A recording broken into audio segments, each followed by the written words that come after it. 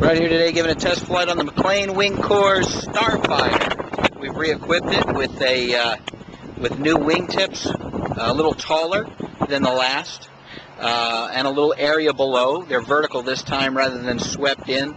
Increased the span, the width of the elevons by 3/8 of an inch, and because of the CG, we're running a Don's Wicked 3200 kilovolt outrunner with an APC 4242 prop. Okay, flying the Starfire, and we used a little tape to hold the hatch down with the weight up front to get the CG right.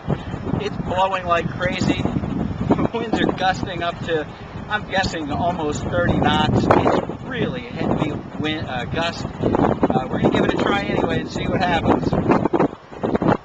We're also going to use the right toss method, or pizza toss.